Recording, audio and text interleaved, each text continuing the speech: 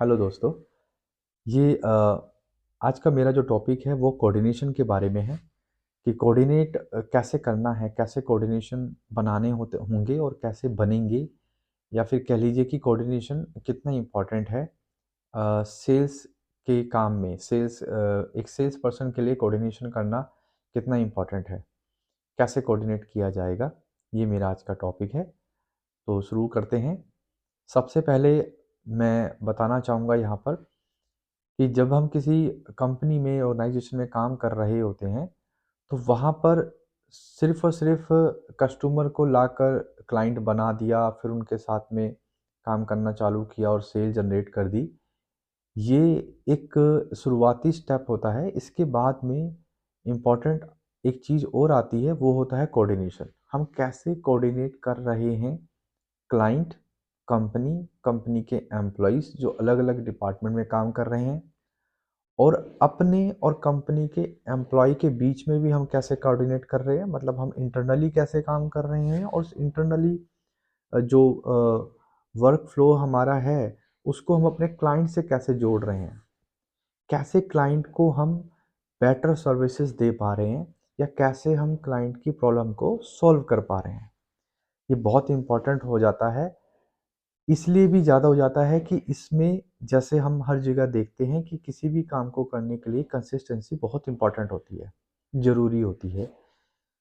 Consistency लाने के लिए हमें कोऑर्डिनेशंस बनाने होते हैं, एक दूसरे के साथ कड़ियों को जोड़ना पड़ता है। कंपनी के जो डिपार्टमेंट्स हैं उनको अपने से, और अपने को क्लाइंट से, और क्लाइंट को कंपनी के डिपार्टमेंट से जोड़ना इम्पोर्टेंट है। मतलब वो जुड़ने चाहिए। अगर हम उस ट्रायंगल को नहीं बना पाएँगे, तो हम कहीं न कहीं वो छूट जाएगी चीज़ें। या तो वो क्लाइंट एक टाइम के बाद हमसे छूट जाएगा, और उसमें ऐसा होता है बहुत बार कि जो क्लाइंट है, मान लीजिए मेरे पास कोई क्लाइंट बहुत देर से काम कर रहा है, वो मेरी सर्विसेज से खुश है, मेरे कम्युनिकेशन से खुश है, मेरे काम करने के तरीके से वो खुश है और बहुत अच्छा काम मेरे साथ कर रहा है। अब मैं उसको, जब कंपनी में काम करता हूँ और कंपनी के किसी डिपार्टमेंट की गलती की वजह से उसे कुछ ऑब्स्टिकल्स आए, मतलब परेशानियाँ आई उसे, तो वो सिर्फ़ मेरी वजह से टिका रहेगा कि भई कोई बात नहीं, ये बंदा देख तो रहा ही है, चलो वो मेरी शर्म करके, यानी कि उस सेल्स पर्सन की शर्म करके वो जुड़ा रहेगा। लेकिन जब भी उसे मौका मिलेगा, जब भी उसे लगेगा कि कोई दूसरा आ गया है, दूसरा आ गया मतलब सेल्स पर्सन नहीं, ऐसी कंपनी आ गई है, ऐसा सामने प्रोडक्ट आ गया है, जो उसकी उस प्रॉब्लम को सॉल्व कर रहा है, या फिर उस प्रॉब्लम को आने नहीं दे रहा है, तो वो कहीं न कहीं आपसे, यानी उस सेल्स पर्सन से हट जाएगा और धीरे-धीरे उधर शिफ्ट होना चालू हो जाएगा। तो हर सेल्स पर्सन को ये ध्यान देना चाहिए कि सिर्फ़ और सिर्फ़ एक पैटर्न पे, या एक एंगल से, या एक नज़र से काम नहीं आएगा। आपको काम की कंसिस्टेंसी को बनाए रखने के लिए, अपनी सर्विसेज़ को बनाए रखने के लिए, अपने प्रोडक्ट को बड़ा करने के लिए, या कह लीजिए अपनी कंपनी, अपनी सेल्स या अपनी टेरिटरी को बड़ा रखने के लिए, आपको उस ट्रायंगल को जोड़ना पड़ेगा कि सेल्स पर्सन के बाद कंपनी, सॉरी क्लाइंट, क्लाइंट के बाद कंपनी, फिर ये भी आपस में जुड़े होने चाहिए, कंपनी और क्लाइंट भी जुड़े होने चाहिए, और कंपनी और सेल्स पर्सन भी जुड़ा होना चाहिए। अब कंपनी और सेल्स पर्सन, मैंने बहुत ऐसी जगह पे देखा है कि जहाँ पे कंपनी और सेल्स पर्सन जो हैं, वो नहीं जुड़ पाते हैं, या कह लीजिए कि बहुत अच्छा बॉन्ड नहीं बन पाता है। हमने काफ़ी जगह पे हम ऐसा देखते हैं कि कंपनी और सेल्स पर्सन के बीच में वो कोऑर्डिनेशंस नहीं बन पाते हैं। उसकी पहली वजह तो मैं कह सकता हूँ कि बहुत बार क्या होता है कि बैकएंड पे, या कह लीजिए कि वहाँ ऑफ़िस में जो काम कर रहे पर्सन होते हैं, वो फ्रीक्वेंटली चेंज हो रहे हैं। डिपार्टमेंट्स, अलग-अलग डिपार्टमेंट होते हैं, तो एक डिपार्टमेंट से कोई बंदा गया, वो दूसरे डिपार्टमेंट को समझ नहीं पा रहा है, या कोऑर्डिनेशन नहीं बना पा रहा है, कोऑर्डिनेट नहीं हो पा रहा है। फिर उस वो अलाइनमेंट बनी नहीं, तो यहाँ पर अलाइनमेंट टूट जाएगी, यानी कि सेल्स पर्सन की और उसकी अलाइनमेंट टूट जाएगी। तो ऐसी जगह पे क्या होता है, इसका इफ़ेक्ट जो पड़ता है वो क्लाइंट पे पड़ता है। अगर वहाँ पर क्लाइंट को कोई दिक्कत आ गई, या कोई परेशानी आ गई, किसी भी तरह का कोई काम, उसकी रुकावट आई, तो वो सेल्स पर्सन उनके साथ में सही से कोऑर्डिनेट नहीं कर पाएगा या सही से उनसे बातचीत नहीं हो पाएगी, तो उसका काम टाइम पर नहीं हो पाएगा या उसकी रिक्वायरमेंट के हिसाब से नहीं हो पाएगा। जब ऐसा होगा तो क्लाइंट तुरंत जो है वो चेंज करने की तरफ रुख कर जाएगा, वो चेंज कर जाएगा। मतलब कहीं न कहीं वो इम्पैक्ट डालेगा उसकी सेल पर। तो ये एक कोऑर्डिनेशन का मैंने एक पहला पार्ट बता दिया कि डिपार्टमेंट्स के बीच में कोऑर्डिनेशन होना बहुत ज़रूरी है। मतलब अलग-अलग डिपार्टमेंट जो काम कर रहे हैं, बहुत सारे होते हैं, जैसे एचआर हो गया। एचआर, हालाँकि क्लाइंट को एचआर से कोई ख़ास मतलब नहीं होता, लेकिन वो भी कहीं न कहीं जाके इम्पैक्ट डालता है उसके ऊपर में। ऐसे ही अकाउंट डिपार्टमेंट हो गया, लॉजिस्टिक हो गया और आपका प्रोडक्ट मैनेजर हो गया या आपका ऐसा डिपार्टमेंट जो प्राइस अप्रूवल करवाता है या कोई ऐसा डिपार्टमेंट जो प्रोडक्ट को इनोवेट करता है या प्रोडक्ट को डिज़ाइन करता है। तो ऐसी जगह पे वो कोऑर्डिनेशन नहीं बन पाते, क्योंकि क्लाइंट की डिमांड अपनी अलग होती है, क्लाइंट का नज़रिया अपना एक अलग होता है, क्लाइंट अलग तरीके से सोच के उसको बना रहा होता है। अब एक्चुअल में उसका फीडबैक किसके पास आएगा? सेल्स पर्सन के पास में। और सेल्स पर्सन अगर अपने मार्केटिंग डिपार्टमेंट को या अपने अलग जो प्रोडक्ट डिपार्टमेंट है उसको या अकाउंट्स को, जितने भी डिपार्टमेंट्स हैं उनको अगर अपनी बात नहीं समझा पाया या अपना मैसेज कन्वे नहीं कर पाया सही से या टाइम पर नहीं कर पाया, तो क्या होगा? वो कोऑर्डिनेशन, मतलब वो एक फ्लो टूट जाएगा। वो फ्लो टूटते ही वो क्लाइंट आपसे टूट जाएगा। अब हम जानने की कोशिश करेंगे कि जैसे मैंने पहली जो चीज़ बताई है, उसी को हम ठीक कैसे कर सकते हैं। उसको ठीक करने का सबसे बेस्ट तरीका है कि एक सेल्स पर्सन को चाहिए कि वो अपने हर डिपार्टमेंट से मिले, उनके बारीकियों को समझे, उनके रूल्स को समझे, उनके की पर्सन को समझे, जो उसका सीनियर है उसको समझे, कौन है, कैसे डिसीजन आएगा, कैसे चीज़ें बदलाव में आएँगी, वो सारी चीज़ें वो पता करके रखे। तो यहाँ पर सिर्फ़ और सिर्फ़ ये नहीं कि फ़ील्ड में जाके अपने क्लाइंट को उठा लिया, उनकी जाके सुन ली, उनको जाके बना दिया और सेल जनरेट कर दी, बल्कि उस सेल को बनाए रखने के लिए जो बैकएंड पे चीज़ें चाहिए, उनसे भी मिले। अधिकतर लोग यहाँ गलती कर जाते हैं, वो इस अधिकतर सेल्स पर्सन गलती कर जाते हैं कि वो ये देखते हैं, ये तो कंपनी की गलती है, कंपनी की गलती की वजह से गया ये क्लाइंट मेरा। कंपनी की गलती नहीं है, ये कहीं न कहीं सेल्स पर्सन की गलती भी है। क्यों है? क्योंकि उस सेल्स पर्सन को चाहिए था कि भाई ये चेंजेस तो होने ही हैं। कभी ना कभी कोई ना कोई बंदा जो डिपार्टमेंट्स होते हैं उनसे छोड़ के जाएगा ही। इवन सेल्स पर्सन भी कभी ना कभी किसी ना किसी कंपनी को छोड़ के जाता ही है। तो ये तो यूनिवर्सल ट्रुथ की तरह है कि वो चेंजेस तो आएँगे। उस चेंजेस को आने से पहले या चेंजेस आ रहे हों तब या चेंज हो गया हो उस समय वो एक ऐसा कोऑर्डिनेशन बना के रखे कि वहाँ पर वो चीज़ें पूरी तरीके से चलती रहें, वो रुके नहीं। और अगर ऐसा कुछ आपको लग रहा है कि हाँ, वो चेंज कर रहा है भाई, यहाँ तो चेंज हो गया, अब यहाँ पे मेरे क्लाइंट को प्रॉब्लम आने वाली है, तो क्लाइंट को कन्विंस करके रखें। क्लाइंट को ये चीज़ें बता के रखें कि भाई ये दिक्कतें आने वाली हैं मेरे पास में, ये इस तरह का कुछ होगा, तो कुछ दिन के लिए या कुछ टाइम के लिए इन पर्टिकुलर क्वेरीज़ के लिए आपको थोड़ा वेट करना पड़ेगा। जब ऐसा होगा, तो वो क्लाइंट भी समझ जाएगा कि भाई इससे ज़्यादा और क्या करेगा ये बंदा मेरे लिए, कि अपनी कंपनी से एक तरह से लड़ रहा है या कह लीजिए कंपनी में बदलाव करने की कोशिश कर रहा है या ये चीज़ें बदल गई हैं तो उनको हमारे तक सही तरीके से पहुँचा रहा है। जब ऐसा होगा तो वो क्लाइंट फिर बना रहेगा, यानी कि वो कंसिस्टेंसी बनी रहेगी। वो जाएगा नहीं कभी आपको छोड़ के।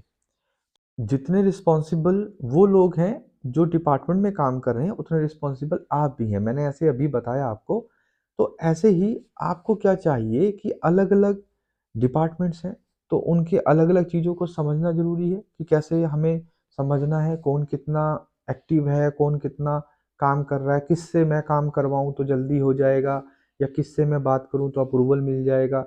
ये सारी चीज़ें एक सेल्स पर्सन को अच्छे से पता होनी चाहिए। इसी में एक बात और आती है कि हम देखते हैं कि अगर जैसे हम क्लाइंट के साथ ट्रस्ट बनाते हैं, हमारे ट्रस्ट की वजह से ही वो हमें काम दे रहा है, मतलब सेल्स पर्सन को काम आ रहा है। उसने एक ट्रस्ट बनाया क्लाइंट के और अपने बीच में, कस्टमर के और अपने बीच में, कि भई मैंने ये काम आपके साथ में करना है, मुझे ये काम करना है, मेरी ये कंपनी है, मेरा ये प्रोडक्ट है। सारा चीज़ें वो कन्विंस कर गया। आपकी कम्युनिकेशन, आपकी सर्विसेज़, आपके प्रोडक्ट, सब चीज़ के बारे में आपने उसको लिंक किया। तो ऐसे ही आपको अपने डिपार्टमेंट से, मतलब जिस डिपार्टमेंट से आपने जो काम करवाना है, या कह लीजिए कि डिपार्टमेंट जो आपके काम आएगा, जो कि आएँगे ही, सब अलग-अलग डिपार्टमेंट, कहीं न कहीं कोई न कोई सबसे काम पड़ने ही वाला है।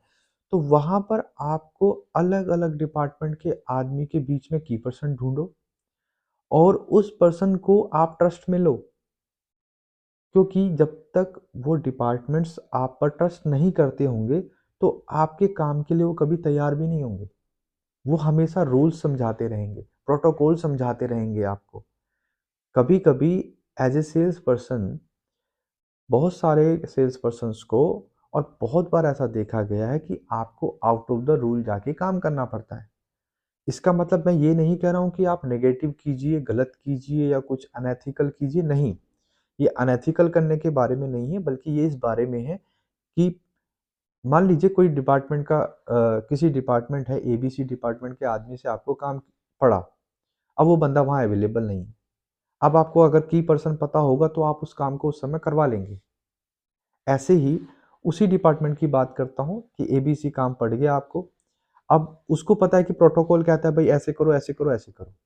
लेकिन अब ऐसे करो, ऐसे करो, ऐसे करो, 3 हमारे पास में काम है, लेकिन हमारे पास में दूसरे नंबर का जो काम है हम नहीं कर पा रहे हैं।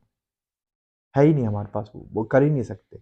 तो आपको उस बंदे को ये विश्वास दिलाना होगा, उसको पक्का करना होगा कि भई ये दूसरे नंबर का मैं करवा ज़रूर नहीं सकता, मेरे पास ये है नहीं, लेकिन मैं इसको 1 और 3 यानी कि पहला और तीसरा करवा कर मैं इस चीज़ को सॉर्ट आउट कर सकता हूँ, जिससे मेरा क्लाइंट बना रहे, कंपनी की सेल बनी रहे, कंपनी की इमेज बनी रहे, हमारी और तुम्हारा काम चलता रहे। ये रुके ना। इसके रुकने से क्या साइड इफ़ेक्ट होंगे वो आप उसको समझा पाओ, वो समझ पाए, और वो भी उस जगह पे दूसरे नंबर के रूल को तोड़ने के लिए तैयार हो जाए। अब मैं ऐसा बहुत बड़ा कुछ करने को नहीं बोल रहा हूँ कि भई आप कोई बड़ा रूल तोड़ दो। नहीं, ऐसे नहीं है।